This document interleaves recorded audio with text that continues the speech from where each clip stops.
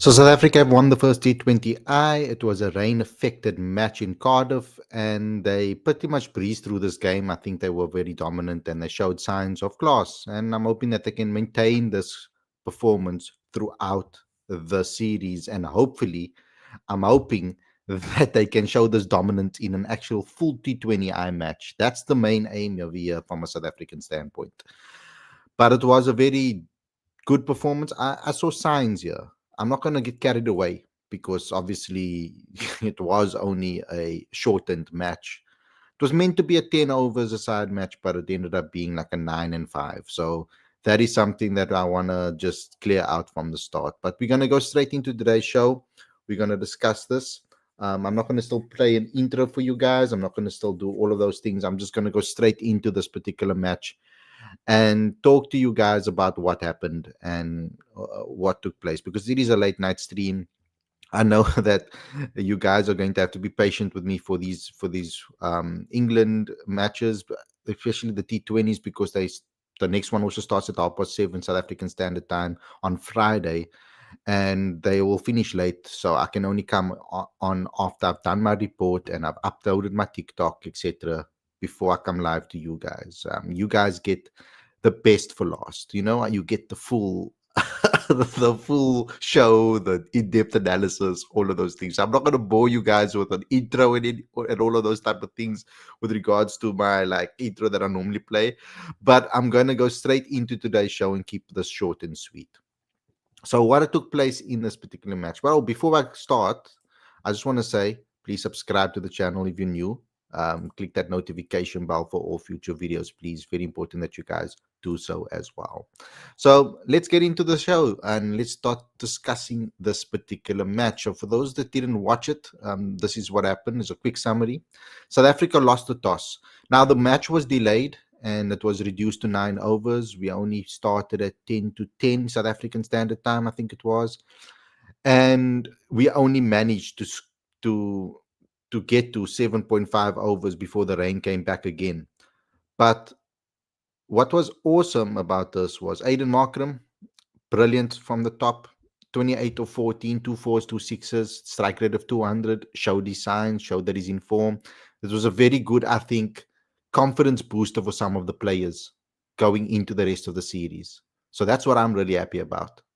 Um, Ryan wasn't good, got a first ball duck. Luandre looked a bit shaky, but I'm hoping that in the next game he'll be able to come to his senses, not his senses, but we'll be able to see him perform his best cricket, the way we know him, and that's the thing that I'm hoping for this particular game when it comes to Luandre.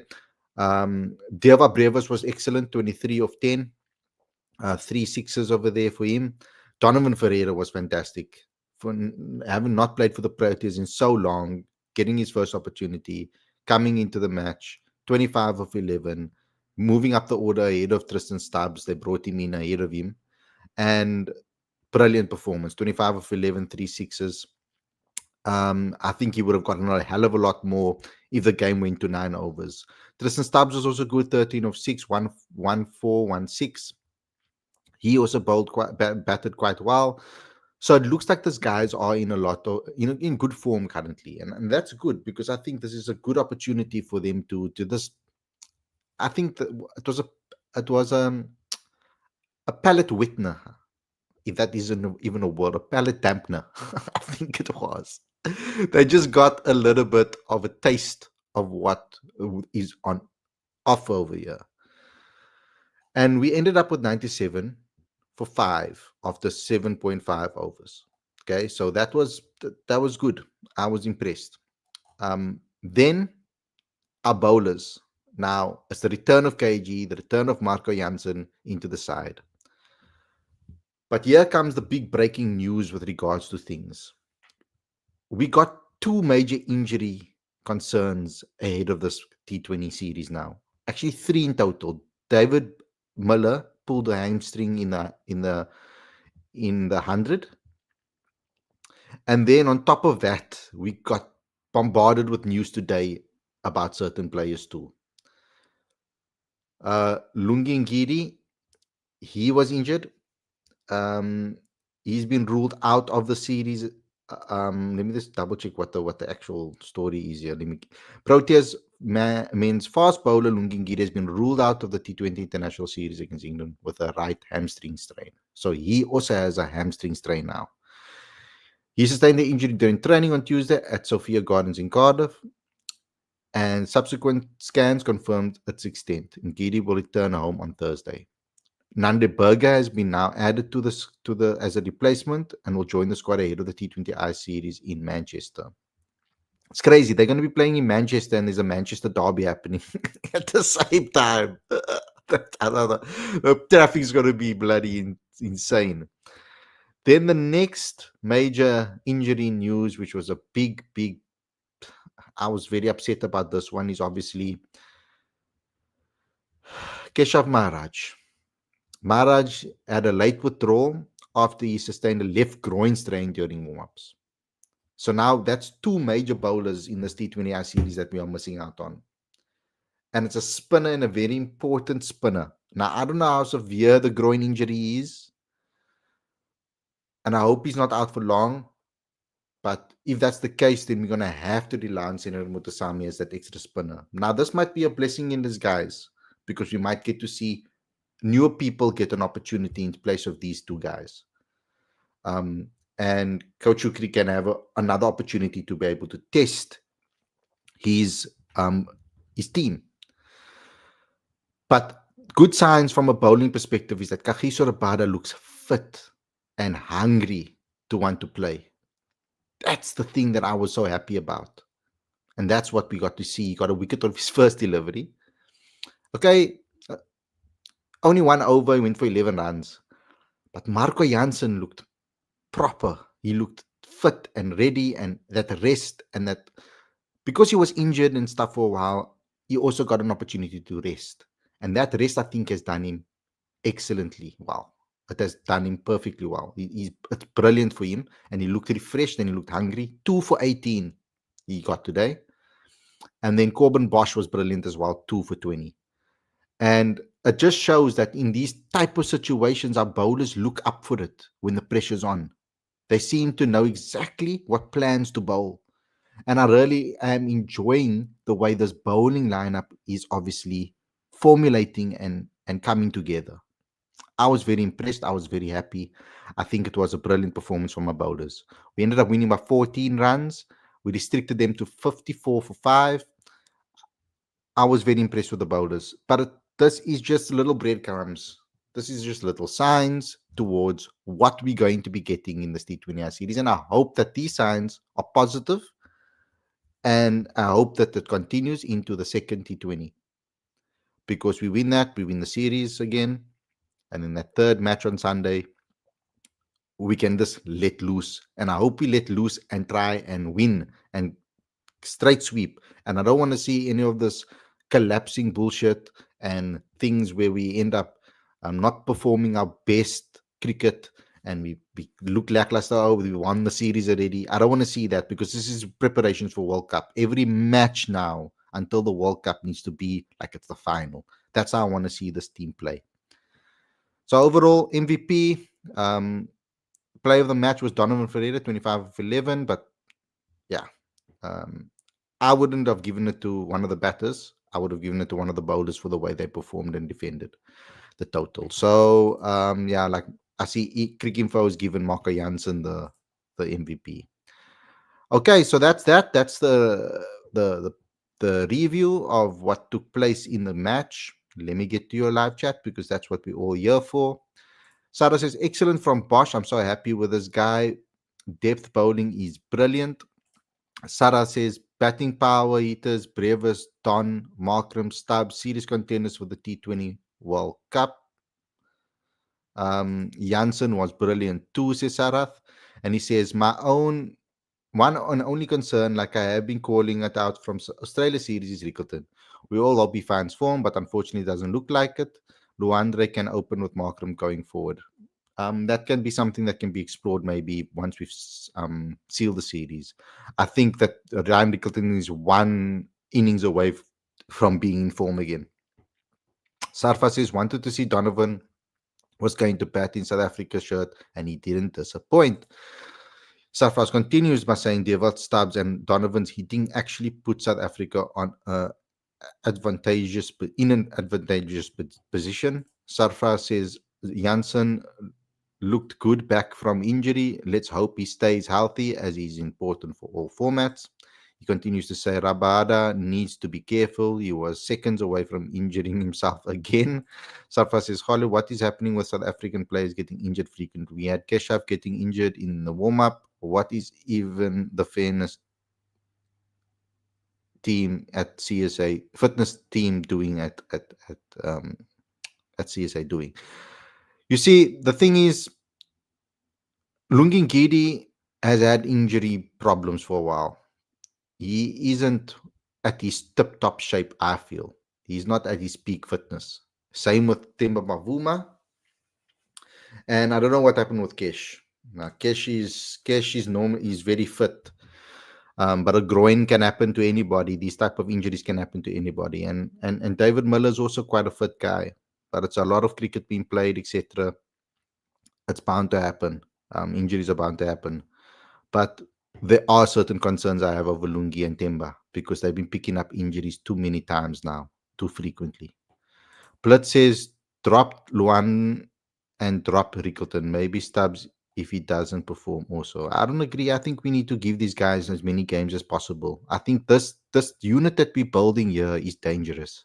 And I think this unit right now, the lineup we played right now, just maybe with Miller, if Miller um added into the mix with just maybe with Miller added to the mix because we can play Donovan, I think, at like 7.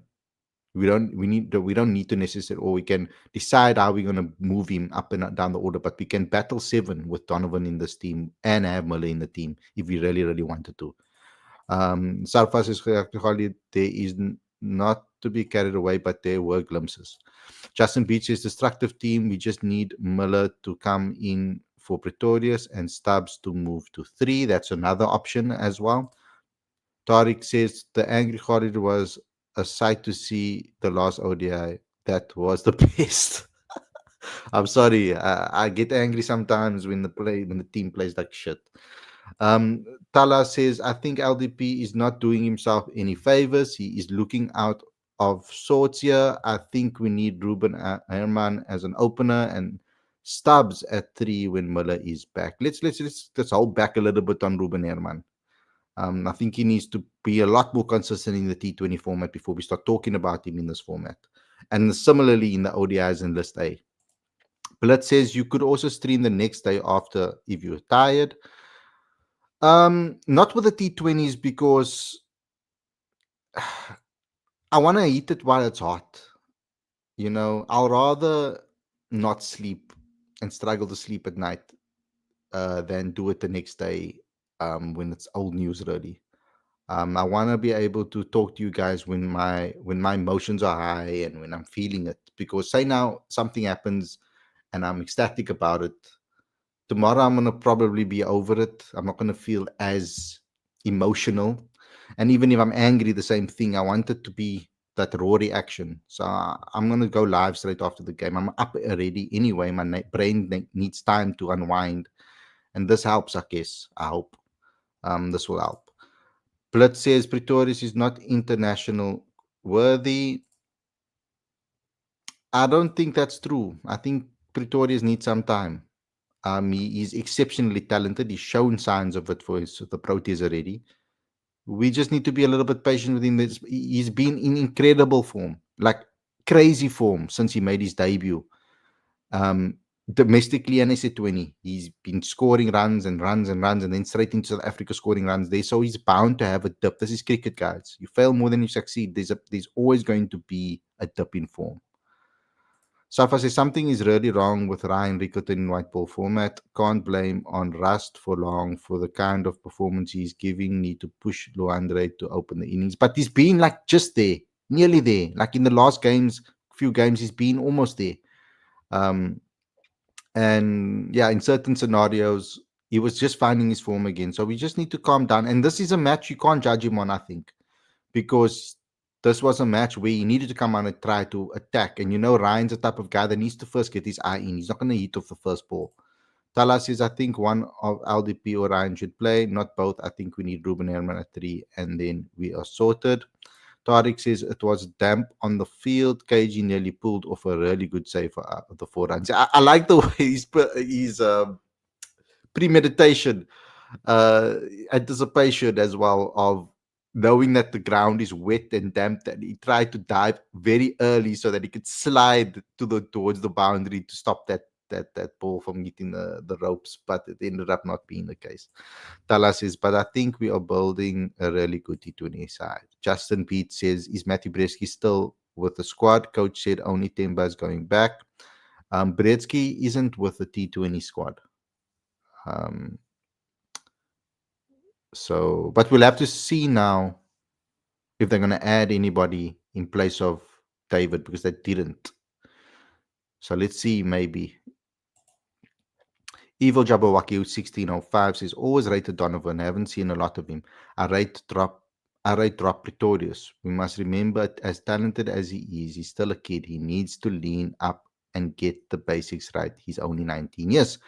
And it's right, because if you bring in Donovan and you got David and you got Stubbs and you got Deerwald, we have an exceptional team then.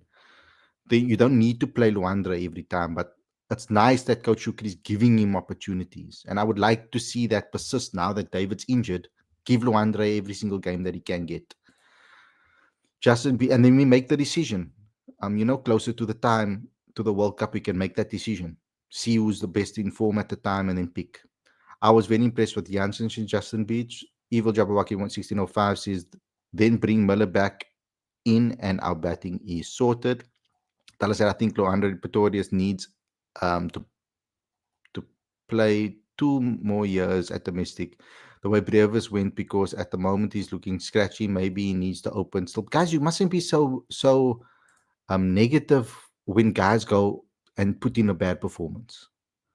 They are cricket is like that. You're going to have bad form and you're going to have good form. It's just the way the game goes. So when players aren't performing and they're looking a bit off and they're not looking in form, support them, motivate them. Justin Pete says, also love Janssen's new look. Bevan says, hello, Khalid. How's it, Bevan? I haven't seen you in a long time in the live chat. Justin Pete says, if Brzezinski is still with the squad, think we should play him and rest Rickleton and let Pretorius open and Brzezinski at 3. Arnold David says, wonder, is there still a spot for Nokia? That's the big question. I think this SA20 campaign is going to be key to the future of Nokia. If Heinrich Nokia can have a very good SA20 campaign and perform extremely well and be injury-free, I think Coach Shukri will snap at having him back into the squad, because I know Coach Shukri is a big fan of Heinrich Nokia. So I think he's just going to have to prove that he can, that he can stay fit and then he can put in his performances still, because he's been injured for a long time. Tariq says, maybe Riza, where is he? Riza needs a very good SA20 as well. Coach Shukri is obviously being clear in his thoughts about Riza, obviously putting Ryan Rickleton in, and also coming in the press conferences before the tour, before the Australia tour already, saying that Rickleton and Aiden are his openers. And I think he's going to persist with him until Ryan shows signs that he can't recover. And so far, Ryan has shown signs that he can recover. There has been certain signs in certain games where he performed decently. So I don't want to completely just write Ryan off quite yet. We've been calling for him to be in the side for so long. Now that he's found some bad form, now we want to throw him away. I don't think that's fair on the player. And I would like to give the same type of effort and opportunities and support to all players, no matter who it is. Safa says, when are you going to do the call-in show? I will do a call-in show.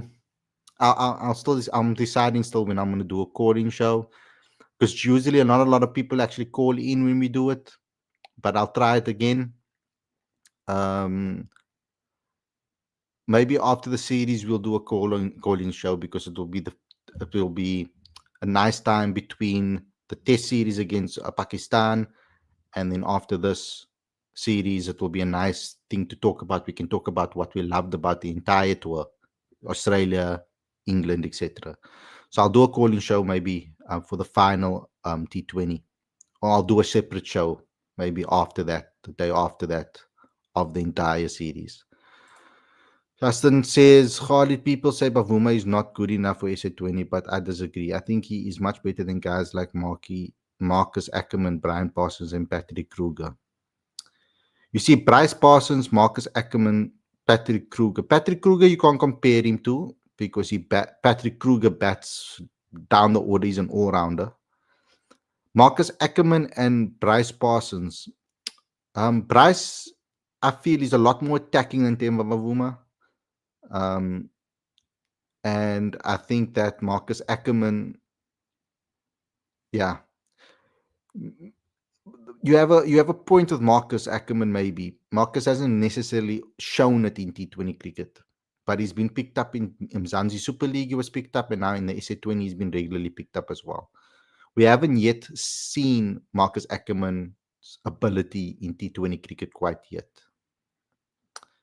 Yeah, I don't think he's gotten enough opportunities in the SA20 to really show us what he can do.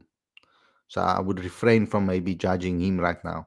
Tala says, when do we write off Ryan? How long do we persist with him? Well, at least we give him till after, give him a chance to make it right in the series, and then give him the SA20.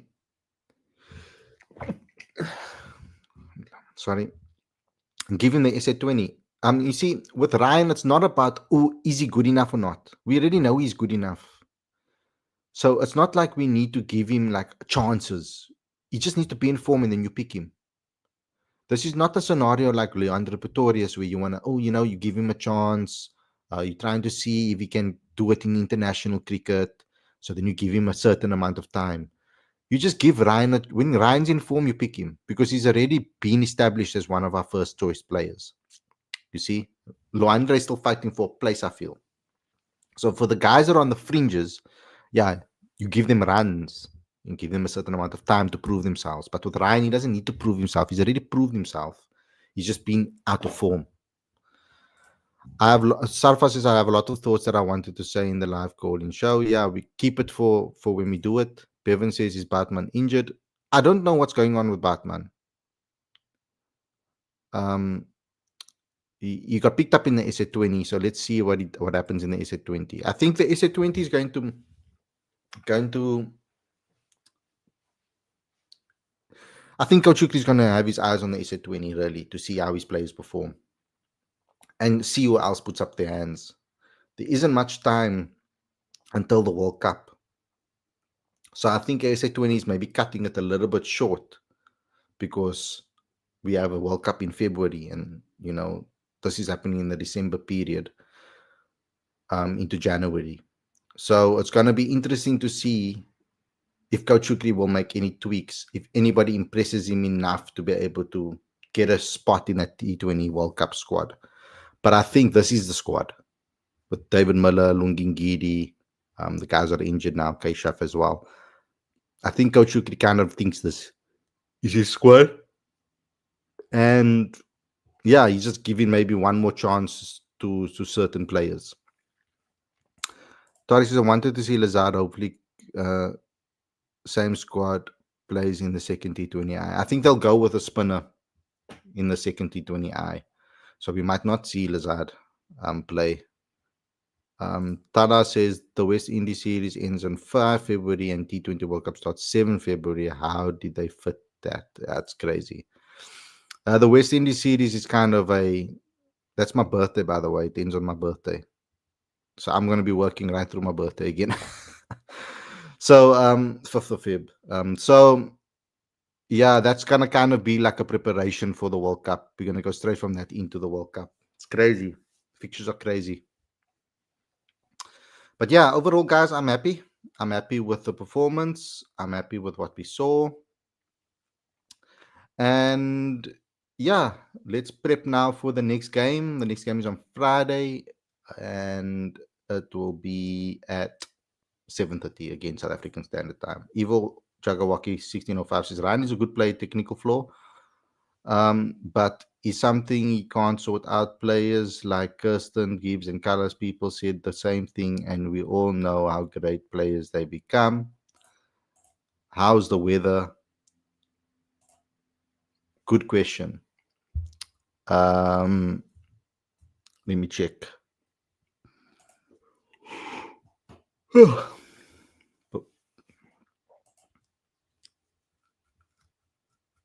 uh,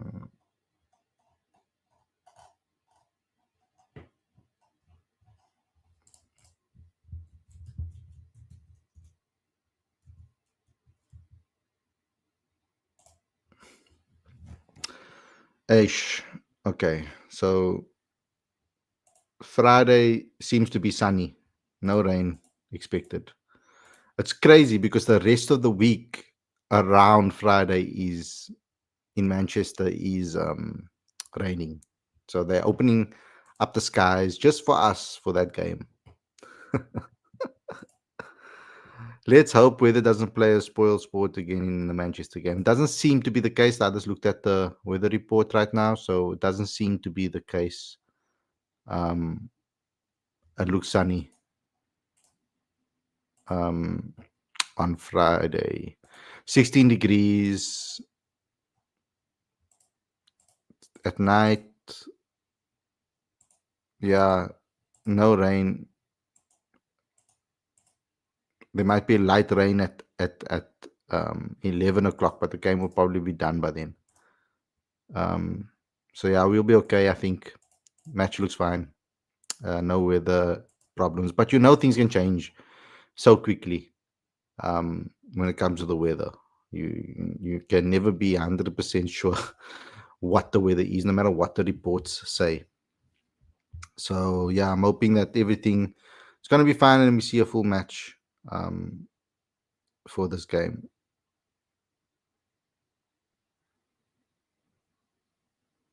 Tara says the match is tomorrow. Yeah, the match is tomorrow, Friday.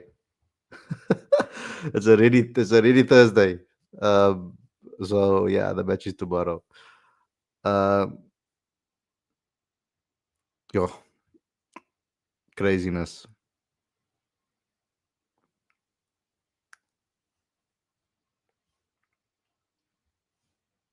Um,